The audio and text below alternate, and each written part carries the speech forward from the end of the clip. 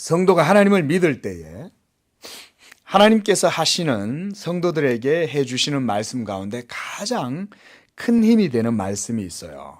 저는 그것은 바로 내가 너와 함께 하리라, 이 말씀이라고 저는 생각을 해요. 이것이 저는 성도에게 주시는 가장 큰 하나님의 약속이라고 생각을 합니다. 하나님이 내가 너와 함께 하리라 하시는 이 말씀을 오늘 우리가 본문의 말씀과 조금 연관시켜서 조금 다르게 표현을 해보면 이렇게 말할 수 있어요. 내 말이 너와 함께 하여 내 말이 너희 안에 있기 때문에 그것으로 내가 너희와 함께 하고 그것으로 너희가 보증으로 삼아라. 내 말이 너희 안에 있다. 이 말이 우리 요한복음 15장 7절 말씀에 있어요. 우리 바로 뒤에 있죠? 한번 잠깐 볼까요? 요한복음 15장 7절 말씀.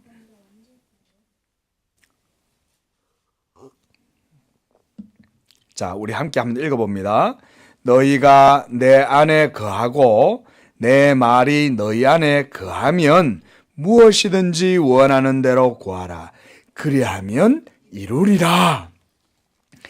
하나님이 함께 하시면 이루지 못할 것이 없죠. 그런데 그 함께 하시는 그 함께 하심이 어떻게 우리 가운데 있냐면 하나님의 말씀이 믿는 성도들 안에 있으면 그게 바로 하나님이 함께 하신다는 것입니다. 그래서 하나님이 함께 하는 사람은 이 세상의 그 어떤 것보다도 위대하고 든든한 백을 가지고 있다고 할 수가 있습니다. 성경은 그래서 시편 52편 7절에 시편 기자는 이렇게 말합니다. 여호와를 자기의 힘으로 삼는 자는 복이 있다, 이렇게 말했어요. 인생들은 무엇으로 자기의 힘을 삼습니까? 첫째, 돈이죠. 그렇죠? 그리고 돈이 많으면 또 권력을 얻죠. 요즘은 돈이 많으면 또 명문대도 가더라고요. 옛날에는 막 고학을 해가지고, 그죠? 이렇게 해서 명문대를 가면은 정말 존경받는데 요즘은 강남권에 있는 이 스카이는 이제 돈 많은 사람들이 많이 가요. 또 그렇게 해서 또 이 사회의 고위층으로 올라가면 또 명예를 얻고, 이렇게 해서 자기 자신이 그게 복을 얻는 것이다 생각할지 모르지만 하나님의 성도들, 이 세상 속에 살아갈지라도 하나님의 성도들은 그런 것으로 힘을 삼지 않아요. 하나님 그분 자신으로 자신의 힘을 삼는 사람, 바로 그 사람이 복이 있다. 할렐루야. 바로 그런 사람이에요. 여호와는 힘이요 산성이요 요새시요 여호와는 나의 바위가 되시며 여호와는 나의 반석이 되십니다. 그래서 시편 기자는 시편 18편에 이렇게 하나님을 이렇게 고백했어요. 우리 성도님들도 이렇게 하나님을 이렇게 고백하시기를 바랍니다. 나의 힘이 되신 여호와여, 내가 주님을 사랑합니다. 주는 나의 반석이시며 나의 요새시라. 바로 하나님은 성도에게 바로 이런 분이에요. 그런데 우리가 그 하나님에 대해서 생각을 할 때 그런 생각을 할 수 있어요. 이렇게 거룩하시고 영광으로 충만한 그 하나님이 어떻게 나 같은 죄인에게 오시고 또 우리 속에 심지어 거하실 수가 있고 우리와 함께 하실 수가 있는가? 또한 우리는 어떻게 그 하나님과 함께하고 그분이 주시는 은혜를 받으며 또 구원은 어떻게 우리가 받고 누리게 되는 것일까? 그리고 사실상 구원이란 무엇인가? 라고 하는 것도 우리가 이럴 때 생각을 해볼 수가 있는 거예요. 여러분, 하나님이 나와 함께 하시고 우리 속에 거하시겠다 라고 하는 이 말을 우리가 그대로 믿을 때에 하나님의 은혜가 그대로 주어지는 것입니다. 그런데 우리가 오늘 본문 말씀을 통해서 우리가 이런 것들을 좀 더 깊이 있게 생각을 해볼 수 있기를 바라요. 이러한 모든 질문의 열쇠는 바로 어디에 있냐면 사실은 예수 그리스도를 믿는 믿음의 그 해석의 키가 있습니다. 하나님과 죄인인 우리 사이의 열쇠는 오직 예수 그리스도 외에는 없습니다. 우리가 그를 믿음으로 하나님을 알게 되고 그렇게 그를 알므로 우리가 하나님의 말씀의 신앙을 향하여 문을 열고 나아갈 때에 그 안에서 하나님께서 그리스도 안에서 우리에게 베풀어 주시는 이 복음의 약속들에 대해서 우리가 알게 되는 것입니다. 오늘 말씀을 통해서 이 말씀에 대한 은혜가 우리 성도님들께 있기를 바랍니다. 자, 그런데 이런 것들이 이제 영적인 일들이에요. 이런 영적인 일들이 우리 믿는 사람의 영혼 안에서 일어나게 될 때에 그런 일들이 우리 안에서 이루어지게 하시는 분이 바로 누구시냐면 성령님이세요. Holy Spirit. 우리가 이것을 신학적으로 제3위이신 하나님이다 이렇게 말합니다. 성부는 1위이시고 성자는 2위가 되시고 성령은 3위가 되신다. 이때 위라는 말은 우리가 한자로 사람 인자변에 설립자를 이렇게 써서 이 윗격할 때 그 위자를 씁니다. 그죠? 설위자를. 그러니까 뭐 1위, 2위, 3위 등급 이 그레이드를 말하는 거 아니에요. 예. 근데 그냥 하나 그렇게 3위시기 때문에 우리가 그렇게 1위, 2위, 3위 이렇게 구별해서 우리가 이름을 그렇게 붙이는 겁니다. 하나님을 그렇게 부르는 거예요. 삼위일체에 대해서. 자, 성령 하나님, 그분이 바로 우리 안에서 이런 영적인 신령한 모든 진리에 대한 지식과 은혜들을 우리에게 베풀어 주시는 분이에요. 자, 요한일서 5장 6절에 보면 성령을 진리다 이렇게 말합니다. 성령은 진리니라 이렇게 말해요. 그러니까 영적인 생활을 한다고 할 때에 우리가 거기에서 성령만을 관심을 갖게 되고 성령에 대해서만 우리가 알게 되었다. 우리가 이렇게 말하면 그것은 성경하고 핀트가 안 맞는 거예요. 좀 독특하죠, 그렇죠? 아니, 성령이 우리 안에서 일하신다고 말씀을 하셔놓고 정작 성도들이 그 성령의 사역의 효과를 볼 때 성령을 아는 게 아니라고 말한다니까. 오히려 이상하잖아요. 어떻게 그렇지? 성령이 우리 안에서 일하시면 우리가 믿는 자 속에서 이런 일들이 이루어질 때 성령에 대해서 알아야 되는 거 아닌가? 아니에요. 그게 아니라 성령은 무슨 일을 하신다 그랬어요? 우리 안에서 일하실 때 예수의 진리에 대해서 가르쳐 주시기 때문에 성령에 대해서 관심을 가지는 것보다는 우리가 예수님에 대해서 알게 되고 예수님에 대해서 관심을 가지는 게 사실은 성령의 사역의 효력을 우리가 누리는 거예요. 조금 말이 어렵죠, 그렇죠? 근데 좀 생각해 보면 논리적인 얘기예요. 성령이 오셔서 빛을 비추면 그러면 우리가 성령의 빛을 보아요. 그러면 우리가 빛을 보잖아요. 그러면 우리가 빛을 보면 누구를 보겠어요? 예수님을 보는 거예요. 그 빛을 비추어 주시는 분은 그럼 누구예요? 그렇죠? 성령이시잖아요.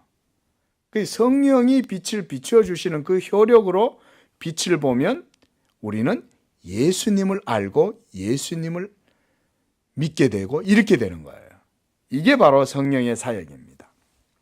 그래서 우리가 이 요한복음은 특히 이제 이런 성령에 대해서 말씀을 많이 해주고 계세요. 그래서 요한복음 이 16장 13절 15절도 한번 보십시오. 바로 뒤에 있죠. 한번 잠깐만 보시겠습니다.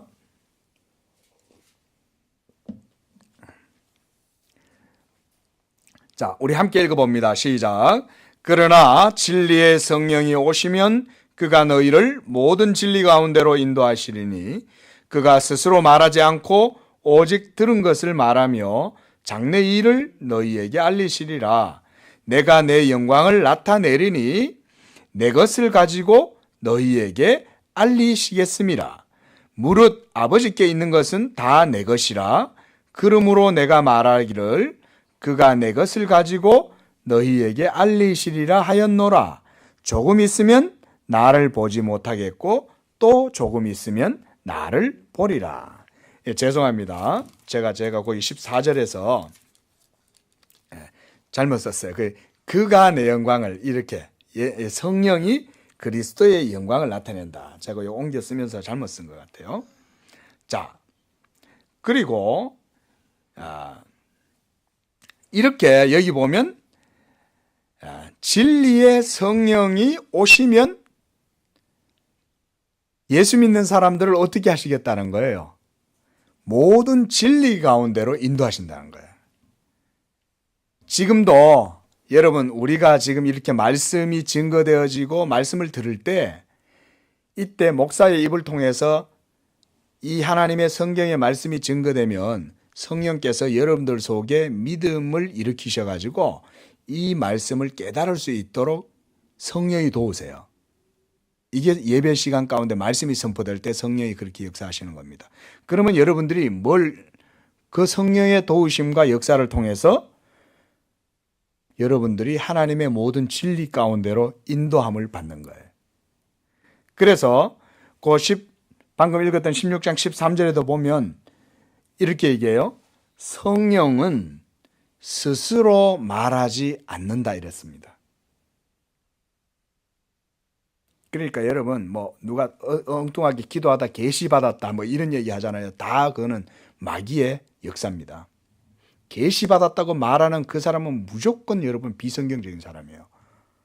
왜냐하면 보세요. 성령은 스스로 말하지 않아요. 그러니까 성령의 계시를 새롭게 받았다라고 하는 사람은 저주받은 사람이에요. 왜냐하면 그 사람은 비성경적이고 진리를 벗어났기 때문에. 그래서 우리가요, 혼자 기도하다 무슨 계시 받았다 이런 거는 여러분 그 악령의 역사라고 분명히 말해야 됩니다. 그런 거 없어요, 여러분. 오늘날 하나님이 우리에게 주시는 이 말씀은 오직 성경에 기록된 계시를 통해서 하시고, 그리고 이 기록된 말씀도 합법적으로 정당하게 이 말씀이 바르게 선포될 때 성령이 그것을 통해서 우리에게 하나님의 진리를 깨닫게 합니다. 그래서 성령은 오직 듣는 것만을 말한다 이랬어요. 듣는 것만. 그 듣는다는 게 뭐겠습니까? 하나님 아버지께로부터 듣는 그 말씀을 우리에게 알려주시는 거예요. 자, 우리 한 번 더 보겠습니다. 요한복음 12장 49절에서 50절 말씀 한번 보십시오. 여기서도 한번 보세요. 여기서는 예수님이 말씀하세요. 예수님이 내가 내 자의로 말하는 것이 아니고 나를 보내신 아버지께서 내가 말할 것과 이룰 것을 친히 명령하여 주셨다. 그래서 나는 그의 명령이 영생인 줄 알므로 내가 너희에게 말하는 이 모든 가르침의 교훈들과 내용은 내 아버지께서 나에게 말씀해 주신 뭐예요? 그대로니라. 그러니까 예수님도 엉뚱한 말씀 안 하셨다는 얘기죠. 예수님도 오로지 진리이신 하나님 그분께만 들은 그 진리의 말씀만 전했다는 거예요. 굉장히 중요한 말씀이죠. 그리고 오늘 성령도 어떻게 하신다는 거예요? 그가 스스로 자의로 자기 하고 싶은 말을 하시는 게 아니라는 거예요. 그러니까 여러분 성령을 주관적인 어떤 바람이나 주관적인 어떤 기운이나 감정이나 이런 걸로 절대로 생각하시면 안 돼요. 그래서 오늘 우리가 읽은 말씀에도 뭐라 그랬어요? 성령은 저는 진리의 영이라 그랬잖아요. 진리라는 얘기는 여러분 주관적인 겁니까? 객관적인 겁니까? 객관적인 거죠. 그죠? 절대적인 거잖아요. 진리는. 절대적인 것은 또한 객관적인 것이고. 그러니까 성령은 아무렇게나 그냥 하나님의 말씀이랍시고 막 하시지 않아요. 오직 듣는 것을 말하세요. 예수님도 아버지께 들은 그 말씀만을 우리에게 말씀해 주신 거예요. 자, 한번 생각해 보세요. 우리 죄인들을 구원하시는 하나님의 진리가 있다면 그리고 하나님께서 우리를 사랑하셔서 우리를 구원하시기를 원하신다면 하나님이 우리에게 뭘 증거하시겠어요? 그 진리만을 우리에게 전하시겠죠. 그죠? 그러니까 예수님도 그러고 성령님도 그렇고 오직 하나님께 들은 진리의 말씀만을 우리에게 전하는 거예요. 이건 당연히 목사님들도 진리만 얘기해야죠. 그렇잖아요. 다른 목사님들 얘기할 거 없고 우리 양재교회는 오직 하나님의 이 기록된 말씀, 우리에게 주신 이 계시된 진리의 말씀만 증거하고 또 우리 성도님들도 이 계시된 진리의 말씀이 선포되고 증거될 때 그것으로 인해서 여러분들이 믿음으로 아멘하고 감사할 수 있기를 축원을 드립니다. 그게 진짜 복이에요. 그게 오리지널 성도의 복입니다. 이처럼 믿는 자 안에서 일하시는 분은 성령님이시지만 성령의 사역으로 말미암아 믿는 자에게 일어나는 일은 그가 예수를 알게 된다는 거예요. 이것이 바로 참된 진리의 역사입니다. 그래서 우리가 성령론이라 이런 말을 합니다. 때때로 성령론 이런 말을 해요. 신학에서도. 그런데 그렇다고 해서 성령에 대해서 알게 되는 것이 예수 복음의 진리에 대해서 증거하시는 그 성령에 대해서 우리가 그것을 통해서 우리가 인식을 하게 되는 거예요. 내 마음속에 뭔가 빛이 비추어지는데 이 빛은 성령이 우리가 그걸 신학적으로 조명하신다 이렇게 말해요. 이걸 우리가 신학적으로 라틴어로 일루미나치오 이렇게 말합니다. 일루미나티오. 뭐냐면 우리가 일루미네이션 이러면 이제 빛이 비친다 이 말이잖아요. 그걸 누가 하냐면 바로 성령이 하신다. 그러면 그 빛이 비칠 때 우리는 뭘 말하냐? 성령이 빛을 비추어 주시는구나 이렇게 말을 해야 돼요. 거기에서 우리가 성령을 인식할 수가 있어요. 예? 그렇지 않고 성령 그 자신의 위격을 우리의 구원을 위한 어떤 진리로 파악하는 것은 아니에요. 왜냐하면 성령도 우리의 구원을 위해서 진리로 역사하실 때 성령 자신의 것으로 하시지 않는다 그랬잖아요. 그러니까 우리가 성령이나 어떤 은사나 신비주의 제가 늘 강조하죠. 그런 거 빠지면 안 돼요. 말세가 될수록 사람들이요 정신이 이상해지니까 여러분 어디에 집착하냐면 초자연적인 신비라든가 은사적인 현상에 자꾸 사람들이 집착해요. 마음이 가볍고 마음이 급하고 마음이 교만하고 욕심만 가득해서 하나님을 믿을 때도 겸손함과 애통함과 진득함으로 하나님의 말씀을 바라는 게 아니라 막 자기들 믿고 싶은 대로 믿고 싶어 해. 그러니까 성령도 자기들 마음대로 그냥 막 부리면 될 줄 알아. 그래갖고 어떤 목사님들이나 뭐 어떤 사람들도 심지어 성도들도 어떨 때는 자기가 막 왜 이러면 죄송합니다. 막 이런 흉내를 내서 죄송해요. 근데 이러면 마치 뭔가 막 큰 기운이 나타날 것처럼 상상을 하면서 막 하는 거예요. 뭐 어떨 땐 막 바람도 훅 불어요. 여러분 그런데 절대로 현혹되면 안 되고 그런 것도 뭔가 있는 것으로 생각하면 안 돼요. 전부 다 비성경적인 거예요. 그저 우리는 하나님 말씀 전하면 그 말씀으로 기뻐하고 그 말씀 속에서 내게 주시는 말씀의 뜻을 어쨌든지 들으려고 거기에 귀를 기울이고 이러면 거기에서 여러분 놀랍게도 복음이 우리의 삶의 모든 것들을 다 아울러요. 그러니까 설교할 때도 여러분 도덕 설교할 필요 없어요. 도덕 설교하면 사람이 착해진다? 아니에요. 절대 안 됩니다. 예수의 복음만 딱 증거하면 성령이 진리이기 때문에 진리가 그 복음의 말씀을 가지고 믿는 자 속의 역사에서 그 사람의 영혼을 도덕적으로 성결하게 만들어줘요. 이게 진리예요. 그러니까 복음을 전하면 되는데 복음을 안 전하고 자꾸 착하게 살아라고만 말해. 그러면 그 사람들이 착하게 됐냐? 안 된다. 그거는 왜냐하면 성경적인 방법이 아니기 때문에. 성경적인 방법은 예수의 복음의 진리를 증거하고 가르치면 성령이 그것으로 역사해서 거룩한 영이 역사하니까 그걸 듣는 사람들이 성령의 역사로 마음이 성결해지는 거예요. 정결해지는 거예요. 예수의 십자가의 복음을 들으면 그 영혼이 성령의 역사로 깨끗하게 되는 거예요. 그 깨끗하게 되면 그 사람은 거룩하게 사는 거예요. 이 간단한 성경의 진리를 우리가 깊이 명심해야 됩니다. 오늘은 이렇게 성령 강림주일로 우리 한국 교회도 전통적으로 이렇게 지켜요. 오늘 우리가 이제 성령 강림주일입니다.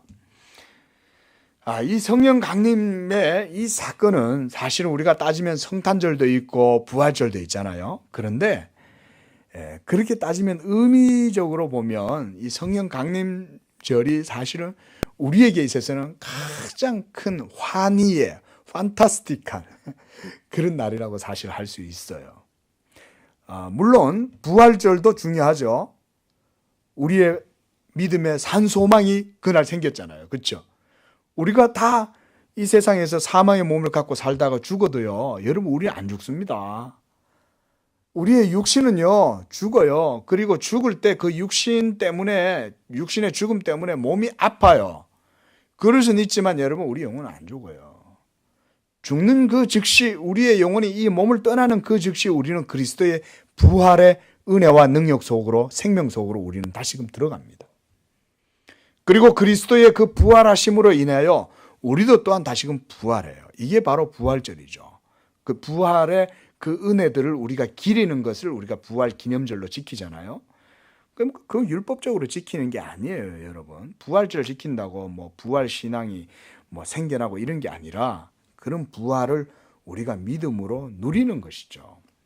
그거보다 더 크게 우리에게 다가오는 의미는 뭐냐? 바로 예수 그리스도의 성령을 하나님이 우리에게 부어주신 바로 그 오순절 강림의 사건이에요. 이게 가장 큰 것이에요. 그래서 이 성령의 강림 사건을 통해서 우리가 바로 하나님의 영을 받고 그것을 통해서 예수를 믿고 하나님의 자녀가 되고 그렇게 해서 우리 속에 진리의 생명이 들어와서 우리가 죽은 영혼이 살아나는 거예요. 그러니까 여러분 이 성령 강림 사건이 얼마나 놀라운 일인가를 우리가 알 수가 있습니다. 그래서 17절에 보면 예수님은 이 보혜사 성령은 바로 진리의 영이시다 이렇게 말합니다. 그리고 세상은 이 성령을 받지 못한다고 말씀해요. 세상은 성령을 받지 못한다. 왜냐하면 하나님께서 그들에게 성령을 주시지 않을 뿐만 아니라 그들이 성령을 받지 못하면 그들이 의롭지 못하기 때문에 성령을 못 받는 거예요. 그래서 성령 받는 사람들에게 하나님께서 반드시 먼저 하시는 게 있어요. 뭐냐면 예수 그리스도를 믿고 회개하는 거예요. 이게 먼저 있어야 돼. 예수를 안 믿는데 성령을 받는다, 이 일어날 수가 없어요. 물론 동시적으로 이루어질 수는 있어요. 급격하게 회심이 일어나요. 그런 사람들도 있습니다. 그러나 급격하게 회심이 일어나도 반드시 성령을 받는 사람은 예수를 고백하고 회개하게 돼 있어요. 계속 더러운 생활하고 그리고 예수에 대한 믿음도 없는데 성령 충만했다. 그러면 그거 악령이에요. 그리고 우리가 영을 분별할 때는 모든 기준이 바로 예수 믿음으로 다 분별이 되는 거예요. 예수님도 안 믿는데 성령 받았다고 나대고 예수에 대한 증거도 그 삶 속에 드러나지도 않는데 성령 충만하다 그러면 그 사람은 잘못된 영을 받았을 가능성이 아주 짙은 거예요. 자, 이렇게 고린도전서 2장 14절에서도 사도 바울은 이렇게 말합니다. 제가 읽어드리겠습니다. 육에 속한 사람은 하나님의 성령의 일들을 받지 아니하나니 이는 그것들이 그들에게는 어리석게 보임이요 또 그것들을 알 수도 없나니 그랬어요. 성령의 일은 세상 사람들, 육에 속한 사람은 알 수가 없다 그랬어요. 그러나 오늘 성경 말씀에서 17절에 주님은 하나님의 사람들, 너희들은 그러나 그를 알 것이다 이렇게 말해요. 놀라운 말씀이죠. 하나님이 여러분 믿는 자 속에 성령을 보내주심을 그걸 알게 된다는 거예요. 내가 예수님을 주님으로 고백하고 있네. 내 속에 빛이 비추어지네. 이 빛으로 말미암아 내 속에 온갖 어두움들이 있다는 걸 깨닫고 내 속에 숨은 교만함과 모든 죄가 있다는 걸 깨닫게 되고 내가 남을 미워하고 있고 내가 너무나 추한 상태로 있다는 것을 알게 되었네. 이거 내가 어떻게 알게 되었을까? 성령이 내 속에 계시는구나. 제가 아까 하나님께로부터 그런 받은 은혜들을 말씀 잠깐 드렸는데요. 그러고 나서 제가 한 가지 깨달은 게 있어요. 이게 뭐지? 이거였어요. 이게 뭐지? 도대체 내 속에 생겨난 이 새로운 신령한 감각들, 새로운 이 정서들, 이게 도대체 뭘까? 제가 너무 궁금한 거예요. 그래서 막 기독교 서점을 달려갔어요. 그때 생애 처음으로 태어나서 안동에 있는 합신사라는 곳을 갔어요. 안동에 기독교 서점이니까 안동교회 바로 옆에 있어요. 합신사. 조그마한, 서울에 비하면 너무 작죠. 근데 그 안동이니까 뭐 그 정도면 안동에서는 유일한 거예요. 얼마나 기독교 서적들의 그 제목들이 너무나 탐스럽고 너무나 이뻐 보인 거예요. 제목들이. 그리스도를 아는 지식. 이런 책도 있네. 성령론? 이런 것도 있네. 존 오웬? 이런 사람도 있구나. 조나단 에드워즈? 그때 다 알았어요.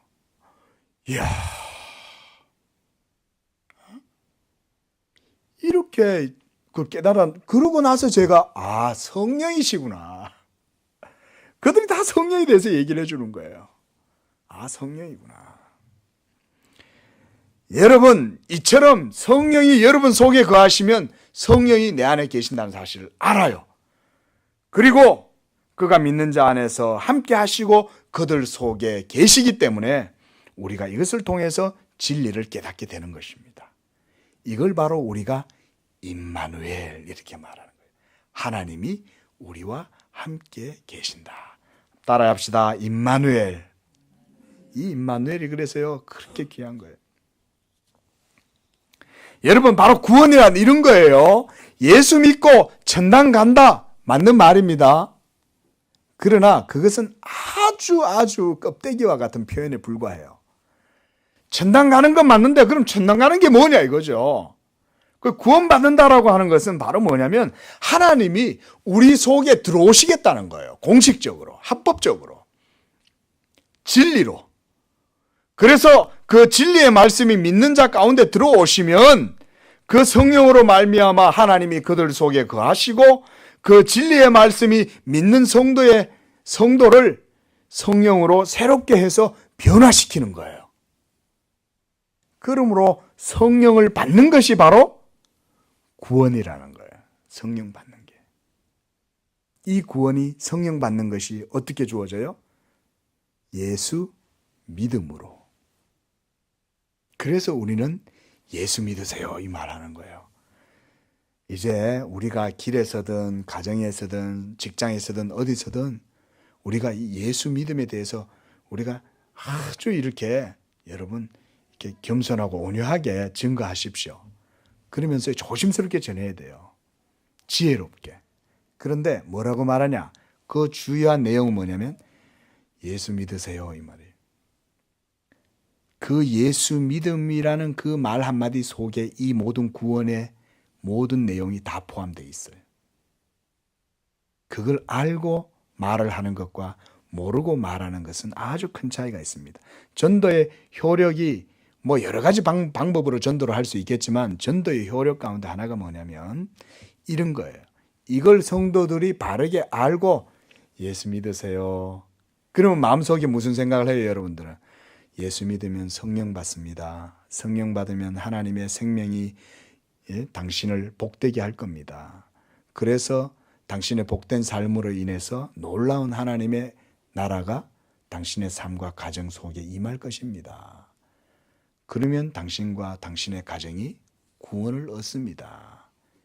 이게 바로 예수 믿으세요 그 말 한마디 속에 다 포함되어 있어요.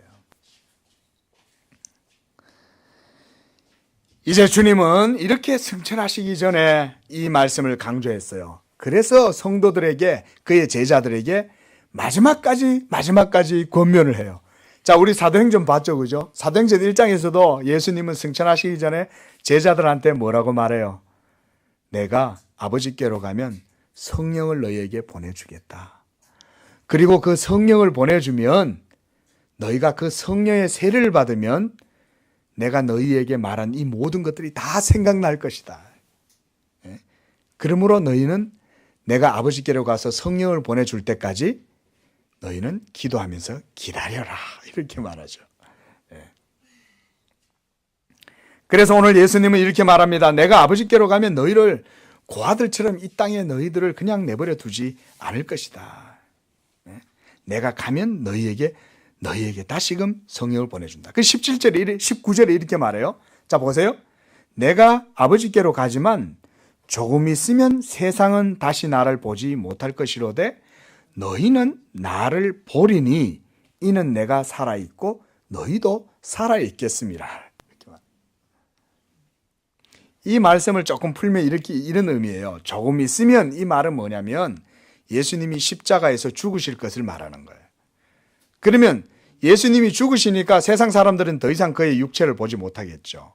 그런데 세상은 다시 나를 보지 못하지만 너희는 나를 보리라 그랬어요. 이때 너희는 나를 보리라 이 말은 뭐냐면 부활도 포함되어져 있지만 여기에서 더 중요한 의미는 뭐냐면 성령을 통해서 우리가 예수님을 본다 이 말이에요. 그래서 내가 육체로 너희와 영원토록 함께 있는 것도 좋겠지만 그것은 하나님의 구원의 경륜으로 하면 그건 아무것도 아니야. 그건 별 의미 없어. 그보다 더 중요한 건 뭐냐면 너희에게 진짜 구원이 되는 건 내가 육신으로 너희와 함께 있는 게 아니라 이 육신으로 승천해서 하나님 보좌 우편에 내가 가면 거기서 내가 아버지께 성령을 너희에게 요청해서 요청해서 너희들에게 성령을 보내주면 그것이 바로 그것을 통해서 너희가 나를 보게 되는 거야. 그러면 너희가 내 영광을 보는 거야.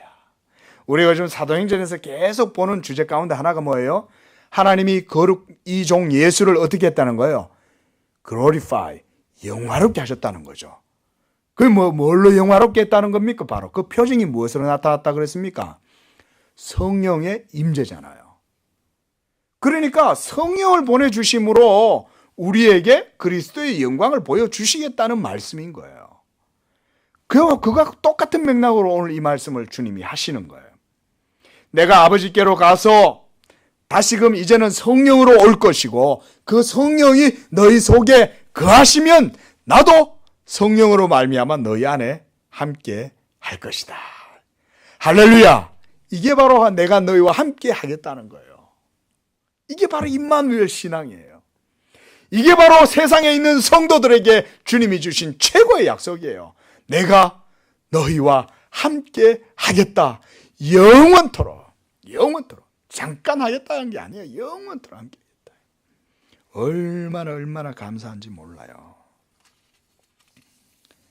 그래서 여러분 바로 오늘 이 성령 강림절에 우리가 이 복된 말씀을 증거하는 것입니다.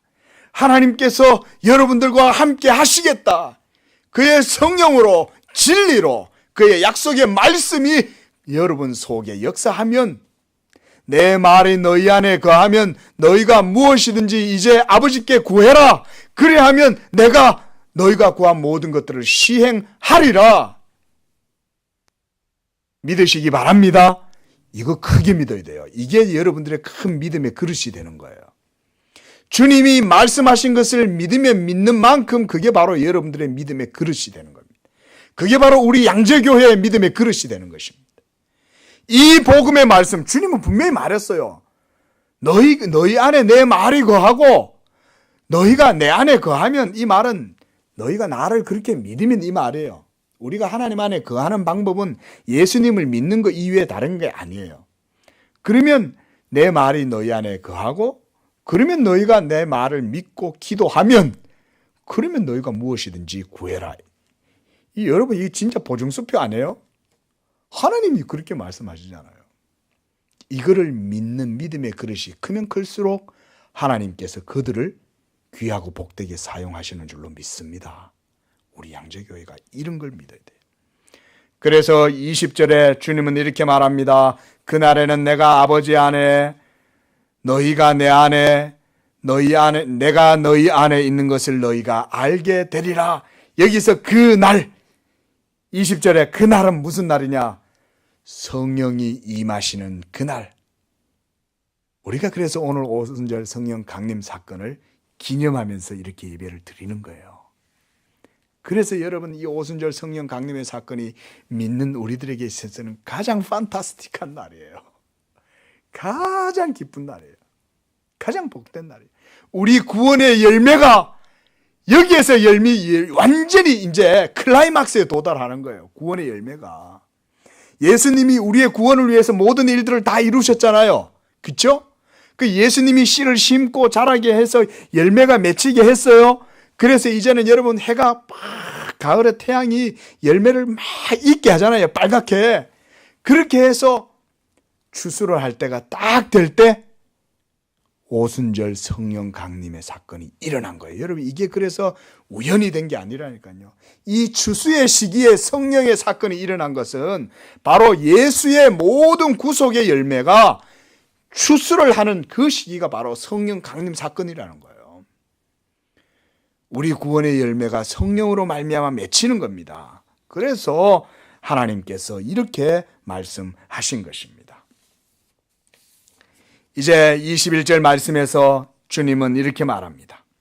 여러분, 여기에서 우리가 읽은 이 요한복음에서 특별히 우리가 요한의 이런 신학의 특징을 볼 수가 있습니다. 요한의 신학을 우리가 그래서 어떤 분들은 로고스 신학이 특징이다 이렇게 말하는 분이 있습니다. 또 어떤 분은요, 요한을 사랑의 신학자다 이렇게 또 말을 해요. 사랑의 신학자. 맞는 말이에요. 그런데 이러한 여러 가지 신학적 이슈들은 성령으로 사실은 온전하게 되고, 그리고 그런 의미들이 모두 다 드러난다는 점에서 볼 때 이 요한의 신학에 있어서 성령론도 매우 중요한 것이다. 우리가 이렇게 또 말할 수가 있어요.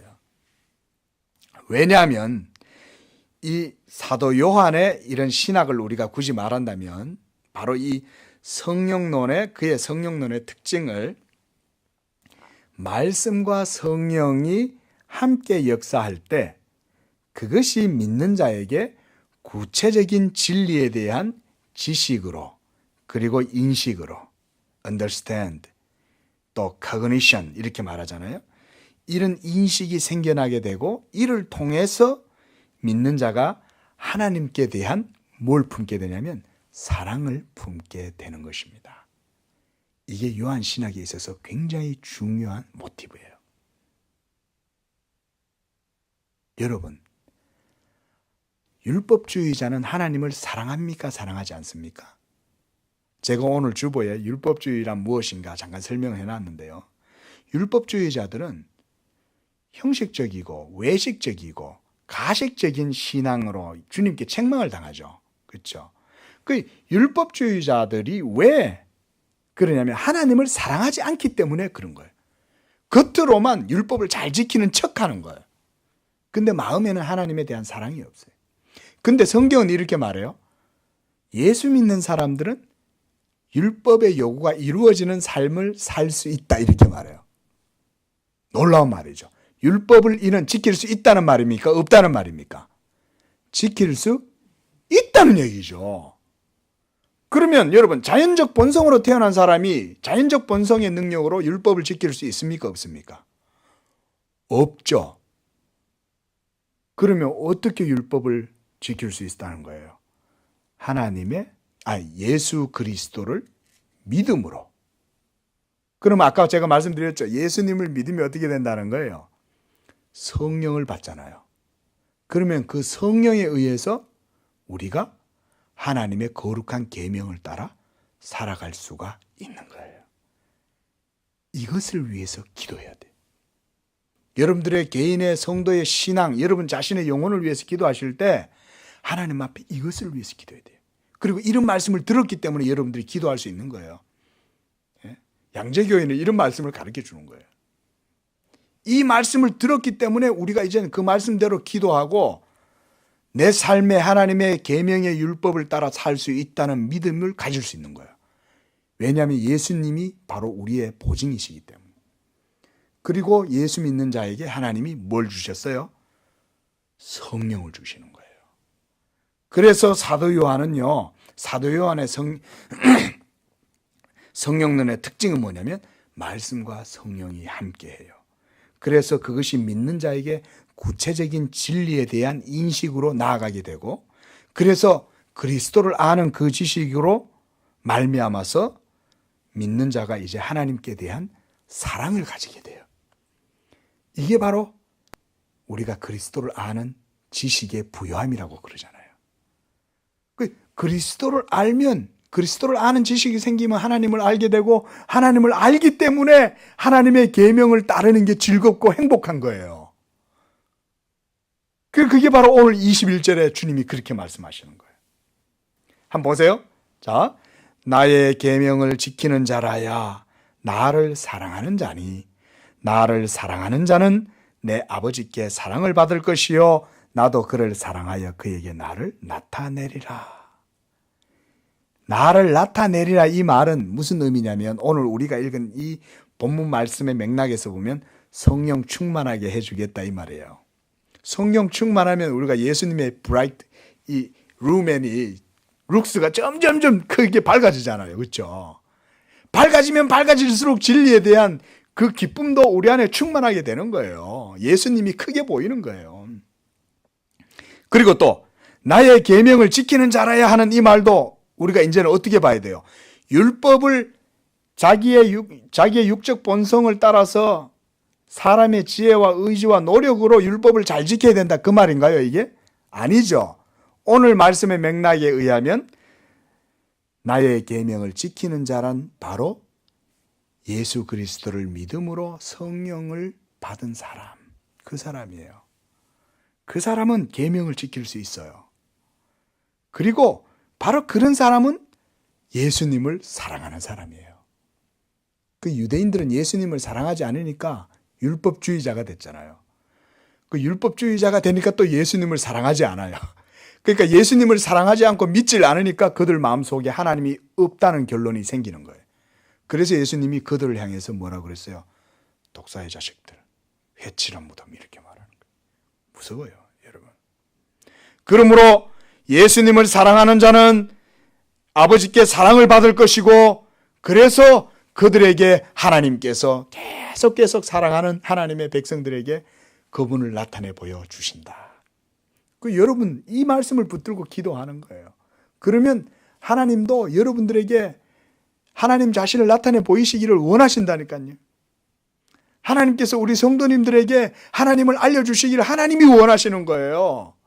여러분들이 원해서 하나님을 알려주시는 게 아니라 하나님이 그토록 여러분들에게 하나님을 알려주시기를 원하기 때문에 우리가 하나님을 아는 것입니다. 이와 같이 여러분, 오늘 하나님께서 우리에게 성령 주심을 인해서 우리가 기뻐할 수 있기를 바랍니다. 이 기쁜 소식을 온 세상 전하세. 성령이 오셨네. 성령이 오셨네. 기도하겠습니다.